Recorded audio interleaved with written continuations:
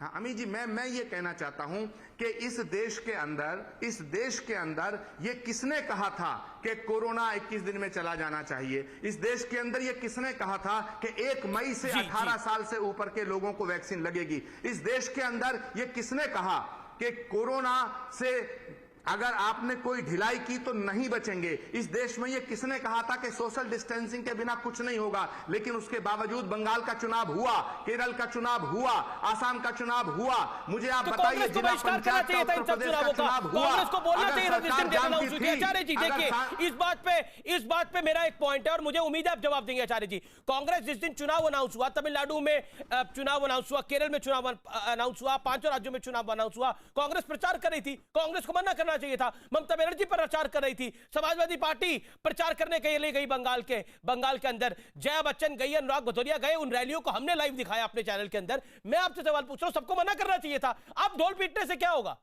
तब तो सबने चुनाव लड़े, डीएमके के साथ मिलकर तमिलनाडु में सरकार भी बना ली, और अब पूरा ज्ञान फैला जा रहा है कि चुनाव नहीं होने चाहिए थे, ये नहीं होना चाहिए था। तो उस दिन मना करते हैं आप लोग, जिस दिन चुनाव की तारीख अनाउंस हुई थी कि नहीं होना चाहिए चुनाव, बोलते हैं आप लोग। ओके, राहुल जी बोलते, प्रियंका जी बोलती, मैडम गांधी बोलती, कोई बोलता, आप बोलते। मेरा जवाब सुनेंगे? जी बोलिए। मेरा जवाब सुनेंगे? बोलिए सर। जवाब सुनिए, तसल्ली से सुनिए। जी सर। जिस पिछले साल जब कोरोना आया तो उसको नेशनल पेंडेमिक घोषित किया गया माननीय प्रधानमंत्री जी के द्वारा।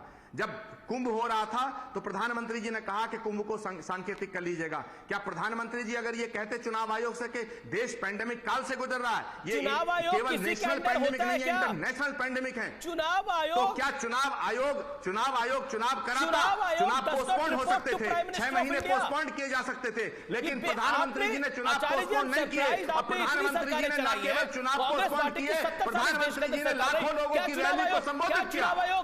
देश का प्रधानमंत्री, क्या कोई चुनाव आयोग सरकार को रिपोर्ट मुझे बोलने दीजिएगा, कर रहे हैं? अमीश देव भाई मुझे बोलने दीजिएगा। अमीश देव भाई मेरे साथ अन्याय मत करिएगा, बिल्कुल अन्याय नहीं हो रहा मत करिएगा मेरे साथ में, मीडिया लिंचिंग मत करिएगा, please don't do that, please मुझे बोलने दीजिएगा, मुझे बोलने दीजिएगा, मुझे बोलने दीजिएगा। प्रधानमंत्री जी चाहते तो चुनाव पोस्टपोन हो सकते थे। B it former prime minister doctor Manmohan Singh, he can वो मतलब कुल मिलाकर वो निर्देश दे चुनाव आयोग को कि चुनाव आगे करिए। क्या कोई प्रधानमंत्री ऐसा कर सकता है? क्या कोई प्रदेश का मुख्यमंत्री ऐसा कर सकता है? बात आपने पूरी नहीं जाने दी। उनके दायरे में नहीं आता है। अगर भारत के प्रधानमंत्री चुनाव आयोग से कहते तो चुनाव पोस्टपोन हो सकता था, लेकिन भारत के प्रधानमंत्री जी ने ये नहीं कहा। भारत के प्रधानमंत्री जी ने लाखों लोगों की रैली को संबोधित किया। भारत के गृह मंत्री ने लाखों लोगों की रैली को संबोधित किया। प्रधानमंत्री को बोलना चाहिए था। कोरोना हमारे को कैसे आ सकता? Acharya ji hold on, Nupur Sharma comment. देखिए आचार्य जी, हाथ जोड़ के आप 2019 का चुनाव हार गए, हम सब जानते हैं। आज क्यों उतावले हो रहे हैं? आज क्यों इतना चिल्ला रहे हैं आप मुझे बता दीजिए। संविधान जिस देश में है, संवैधानिक संस्थाएं हैं, संविधान का कौन सा आर्टिकल है जिसमें लिखा है कि प्रधानमंत्री देश को बाद में कर सकता है? मुझे आज बताना जरा, आर्टिकल नंबर कौन सा है वो। जब तक आप वो खोजते हैं जरा मैं को जवाब दूंगी। देखिए वैक्सीन आया तो अप्रैल हम के चुनाव माह हारे जीते, वो सवाल नहीं है। सवाल ये नहीं है हम चुनाव हारे जीते, सवाल है देश नहीं हारना चाहिए। आपकी सरकार देश को देखिए अनफेयर है। अच्छा आचार्य जी, नुपुर जी आप पे नहीं बोली, मैंने उनको ऑडियो ऑफ कर दिया था। आचार्य जी अनफेयर है, आचार्य जी अनफेयर है, आप अपनी बात को रखिए ना। मैं इनके ऊपर नहीं बोली। नुपुर शर्मा को ऑडियो दीजिए, फिर सुनील यादव। डिबेट खराब होती है, मुझे बोलने दीजिए प्लीज। मैं आपसे रिक्वेस्ट कर रही हूँ अमीश, बहुत देर से। मैं पहले बता दूं तो वैक्सीन खोलो सबके लिए, ये अप्रैल में चिट्ठी लिख के राहुल गांधी ने बोला, बकायदा आपके अरविंद केजरीवाल ने बोला, वीडियो है जारी। और ये आम आदमी पार्टी के नए नवेले प्रवक्ता, इनको ये नहीं पता कि उच्च न्यायालय और दिल्ली उच्च न्यायालय और सर्वोच्च न्यायालय क्या फटकार लगाई है। निकम्मी नकारा सरकार है आम आदमी पार्टी की। तुम्हारे बस की नहीं है तो केंद्र सरकार के हवाले कर दो। 3 बार झूठ बोला द्वारका के अस्पताल को लेके, उच्च न्यायालय ने कहा बिल्कुल भी खत्म है तुम्हारी सरकार, तुमसे कुछ नहीं हो पाएगा। पढ़ के लिखते हैं नहीं, ऐसे आ जाते। चीफ सेक्रेटरी ने जो कहा है देश संस्कार के लिए, पढ़ के आइए। अभी आचार्य जी की बात का जवाब समय नहीं है नुपुर, मेरे पास इतना 10 सेकंड आपके पास आखिरी है, क्विकली। लाशों 1 सेकंड अमीश जी, मेरी प्लीज 10 सेकंड बात खत्म होने दीजिए। लाशों की लाइन लग गई, सुनील यादव जी ने कहा।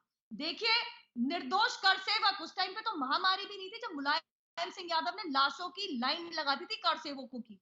तो माफी चाहती हूँ, वो कंपैरिजन नहीं है। I think this is unfair. देखिए कार सेवक वो घटना अलग थी, ये घटना अलग है बिल्कुल।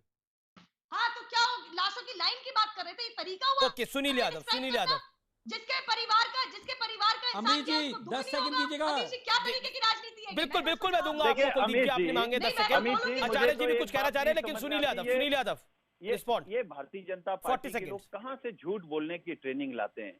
अभी बीजेपी की प्रवक्ता ने कहा पता नहीं कितने मेडिकल कॉलेज खुल गए।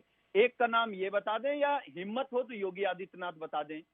केवल जिला जो अस्पताल थे उनको आपने कागजों में मेडिकल कॉलेज घोषित कर दिया। नाम बदलने वाले लोग, दूसरे के काम का फीता काटने वाले लोग। मैं तो कह रहा हूं, एम्स की बात की, एम्स की जमीन समाजवादी पार्टी ने दी थी और एम्स कांग्रेस सरकार ने दिए थे। आपने क्या किया? आप बताइए ना, कितने एम्बुलेंस किए, कितना स्वास्थ्य विभाग में काम किया। कोरोना में बेईमानी भ्रष्टाचार करने वाली योगी आदित्यनाथ की सरकार।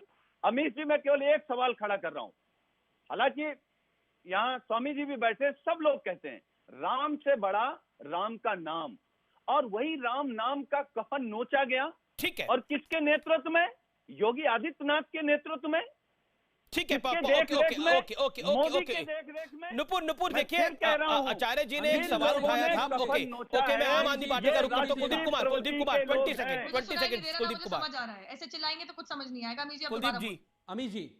अमित जी मेरा इतना कहना है कि अब ये जो लाशों पर राजनीति करने वाले लोग हैं, ये केवल मुझे इतना बता दें कि आगे टीकाकरण को लेकर जो सुरक्षा कवच आज एकमात्र है, उसको लेकर इनकी क्या पॉलिसी है? क्या केंद्र सरकार के पास कोई नीति या नियत है या नहीं है?